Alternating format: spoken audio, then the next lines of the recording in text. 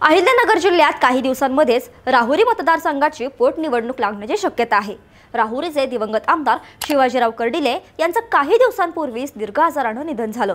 त्यामुळे राहुरीत पोटनिवडणूक लागणार आहे। एखाद्या मतदारसंघात विद्यमान आमदाराचं निधन झाल्यास त्या रिक्त जागेसाठी निवडणूक कार्यकाळ पूर्ण होण्याआधीच पोटनिवडणूक लागते। पण विद्यमान उमेदवाराच्या निधनानंतर लगेच काही दिवसात पोटनिवडणूक लागल्यास त्या जागेवर जनता भावनिक होऊन मतदान करू शकते। राहुरीचे दिवंगत आमदार शिवाजीराव कर्डिले भाजपचे आमदार होते, त्यामुळे या ठिकाणीही भावनिक होऊन निवडणूक पार पडावी अशीच भूमिका भाजपची असणार आहे। भाजपकडून या निवडणुकीत शिवाजीराव कर्डिले यांचे पुत्र अक्षय कर्डिले उमेदवार असू शकतात। तसेच त्यांच्या आई अलकाताई कर्डिले यांचा सुद्धा भाजप उमेदवारीसाठी विचार करू शकते। पण समोर कोण उभा असणार यावरच सगळी गणितं अवलंबून असणार आहेत। माजी राज्यमंत्री आणि राहुरीचे माजी आमदार प्राजक्त तनपुरे हे पोटनिवडणुकीत उभे राहू शकतात। नक्की काय आहेत सध्याची राहुरीची समीकरणं, कोण असू शकतात उमेदवार आणि कोणाची निवडून येण्याची क्षमता सर्वात जास्त आहे, या सर्व प्रश्नांची माहिती आपण या व्हिडिओच्या माध्यमातून जाणून घेणार आहोत। नमस्कार, मी मृदुला आणि तुम्ही पाहताय थोडक्यात। शिवाजीराव कर्डिले अहिल्यानगर जिल्ह्यातील एक मोठं प्रस्थ होतं। अनेक वर्ष त्यांनी राहुरीचे आमदार म्हणून काम पाहिलं। 17 ऑक्टोबरला त्यांचं वयाच्या 66व्या वर्षी निधन झालं। अगदी गावाच्या सरपंच पदापासून त्यांनी मंत्रिपदाचा प्रवास केला। अहिल्यानगर दक्षिण मध्ये त्यांनी अनेक वर्ष भाजपची कमान सांभाळली। 1995 मध्ये पहिल्यांदा ते राहुरीमधून आमदार झाले। आमदारकीच्या पहिल्याच टर्म मध्ये त्यांना युतीच्या सरकारमध्ये स्वर्गीय गोपीनाथ मुंडे यांनी मंत्री बनवलं। पुढे 1999, 2004, 2009 आणि 2014 अशी सलगपणे ते राहुरीचे आमदार म्हणून निवडून आले। पण 2019 मध्ये त्यांचा प्राजक्त तनपुरे यांच्याकडून धक्कादायकरित्या पराभव झाला। प्राजक्त तनपुरे पुढे राज्यात उद्धव ठाकरे सरकारमध्ये राज्यमंत्री झाले। मतदारसंघात त्यांनी 2019 ते 2024 या काळात मोठी कामं केली। 2019च्या निवडणुकीत शिवाजीराव कर्डिले यांनी तनपुरे यांना हलक्यात घेतलं होतं, त्याचा मोठा फटका त्यांना बसला। पुढे त्यांनी आपण 2019ची निवडणूक हलक्यात घेतल्याची कबुली सुद्धा दिली होती। 2019च्या पराभवानंतर ते अहिल्यानगर जिल्हा बँकेचे चेअरमन म्हणून निवडून आले। पुढे 2024च्या विधानसभेत पुन्हा शिवाजीराव कर्डिले विरुद्ध तनपुरे यांच्यात सामना रंगला।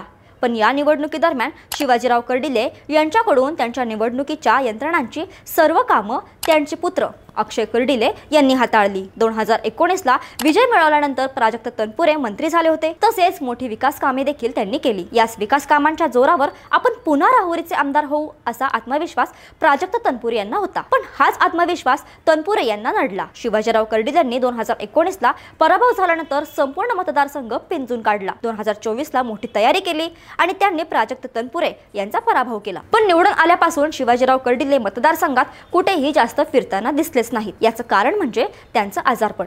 तसेच 2024ची विधानसभा निवडणूक आपली शेवटची विधानसभा निवडणूक असेल अशी घोषणा त्यांनी केली होती। त्यामुळे मतदारसंघात त्यांच्याबद्दल सहानुभूतीची लाट नक्कीच होती। 2024च्या विधानसभा निवडणुकीपासून शिवाजीराव कर्डिलेंच्या सर्व राजकारणाचे सूत्र त्यांचे पुत्र अक्षय कर्डिले यांनी सांभाळण्यास सुरुवात केली होती। आता सुद्धा त्यांच्या जागी अक्षय कर्डिले हेच उमेदवार असतील अशी चर्चा राहुरीत सुरू आहे। पण ही निवडणूक बिनविरोध होईल की त्यांच्या विरोधात कोणी उमेदवार असेल हे पाहणं महत्त्वाचं ठरणार आहे। अक्षय कर्डिले यांच्याऐवजी त्यांच्या आई आणि शिवाजीराव कर्डिलेंच्या पत्नी अलकाताई कर्डिले या सुद्धा उमेदवार असू शकतील। जर अलका कर्डिले उमेदवार झाल्या तर मात्र ही निवडणूक बिनविरोध होण्याची शक्यता आहे। मात्र अक्षय कर्डिले उमेदवार असल्यास प्राजक्त तनपुरे त्यांच्या विरोधात उभे राहतीलच अशी शक्यता आहे। जर प्राजक्त तनपुरेंनी पोटनिवडणुकीत दंड ठोपाटले तर अक्षय कर्डिलेंना ही निवडणूक नक्कीच जड जाण्याची शक्यता आहे। मोठमोठ्या विरोधकांना नमवत त्यांनी राहुरीवर आपले वर्चस्व निर्माण केलं। मतदारसंघातील इच्छुक उमेदवारांना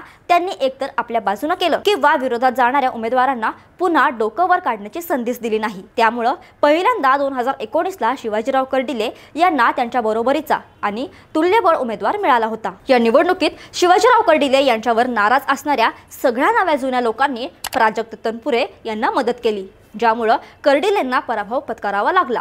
आता कर्डिलेंच्या निधनानंतर तेच जुने इच्छुक आणि नवे इच्छुक आपले डोकं वर काढू शकतात। आता या नव्या जुन्या लोकांना थोपवण्यात अक्षय कर्डिले किती प्रमाणात यशस्वी होतील यावरच त्यांच्या विजयाची गणितं अवलंबून आहेत। सर्वात महत्त्वाचं म्हणजे अक्षय कर्डिले यांना सुजय विखे पाटील आणि त्यांचे दाजी अहिल्यानगरचे आमदार संग्राम जगताप यांचा पाठिंबा असणार आहे। सुजय विखे आणि संग्राम जगताप राहुरीमध्ये लक्ष देऊन आहेत। विखेंनी राहुरीमध्ये अनेक कार्यकर्ता संमेलन घेऊन पोटनिवडणुकीबद्दल लोकांची मतं जाणून घेतली आहेत। तसेच त्यांनी आपण अक्षय कर्डिले आणि त्यांच्या कुटुंबियांसोबत उभे असल्याचं त्यांनी सांगितलं। तसेच संग्राम जगताप सुद्धा राहुरीमधील महायुतीतील आणि त्यांच्या समर्थकांसोबत अक्षय कर्डिलेंसाठी संपर्कात आहेत। त्यामुळे निवडणुकीत अक्षय कर्डिले यांच्यासोबत मोठी यंत्रणा उभी असणार आहे। पण तरी सुद्धा प्राजक्त तनपुरे यांना यंदा हलक्यात घेऊन अक्षय कर्डिले यांना चालणार नाही, कारण प्राजक्त तनपुरे 2024च्या विधानसभा निवडणुकीतील पराभवाचा वचपा काढण्यास तयारच असणार आहेत। त्यातही शिवाजीराव कर्डिले यांच्या निवडणुकीची आणि प्रचाराची सर्व जबाबदारी अक्षय कर्डिले यांनी हाताळण्याची जाणीव प्राजक्त तनपुरे यांना नक्कीच असणार आहे। तसेच ज्या प्रकारे निवडणुकीत अक्षय कर्डिलेंना मोठ्या नेत्यांची मदत होऊ शकते, तशीच मदत प्राजक्त तनपुरे यांना सुद्धा होणार आहे। राज्याचे माजी मंत्री आणि राष्ट्रवादी शरद पवार गटाचे नेते जयंत पाटील त्यांचे मामा आहेत। 2019च्या विधानसभा निवडणुकीत प्राजक्त तनपुरे यांना जयंत पाटील यांची मोठी मदत झाली होती। 2024च्या विधानसभा निवडणुकीच्या पराभवाचा बदला घेत पुन्हा एकदा आमदारकीला गवसणी घालण्यासाठी तनपुरे यांचे कार्यकर्ते सक्रिय झाले आहेत।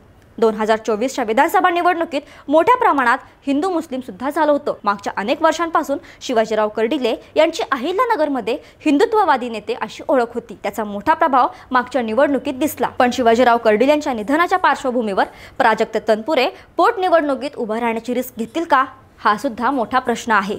कारण कर्डिलेंच्या निधनानंतर त्यांच्या घरातील उमेदवारासाठी राहुरी पोटनिवडणुकीत नक्कीच भावनिक वातावरण असणार आहे। पण महाराष्ट्रात पोटनिवडणुकीसाठी बिनविरोध निवडणूक करण्याची परंपरा नक्कीच नाही। 2019च्या विधानसभा निवडणुकीनंतर पंढरपूरमध्ये मतदारसंघात भारत भालके यांच्या निधनानंतर मतदारसंघात पोटनिवडणूक पार पडली। पण या पोटनिवडणुकीत भारत भालकेंचे पुत्र भगीरथ भालके यांना वडिलांच्या निधनानंतर झालेल्या भावनिक आणि संवेदनशीलतेच्या पोटनिवडणुकीत पराभव स्वीकारावा लागला होता। त्यामुळे जर प्राजक्त तनपुरेंनी जोरदार प्रचार केल्यास अक्षय कर्डिलेंनाही पोटनिवडणूक नक्कीच जड जाऊ शकते। तसेच अक्षय कर्डिलेंच्या उमेदवारीसाठी भाजपमधूनच आणि महायुतीमधून किती विरोध होणार हे पाहणंही महत्त्वाचं ठरणार आहे। त्यामुळे राहुरी पोटनिवडणूक राज्यात गाजणार हे मात्र नक्की। तुम्हाला काय वाटतं, राहुरी पोटनिवडणुकीत कोणाचा विजय होईल? अक्षय कर्डिले उमेदवार असतील की त्यांच्या आई अलकाताई कर्डिले प्राजक्त तनपुरे उभे राहिल्यास मागच्या पराभवाचा वचपा काढू शकतील का? तुमची मतं खाली कमेंट्समध्ये नक्की सांगा आणि अशाच राजकीय घडामोडींसाठी थोडक्यातला नक्की सबस्क्राइब करा।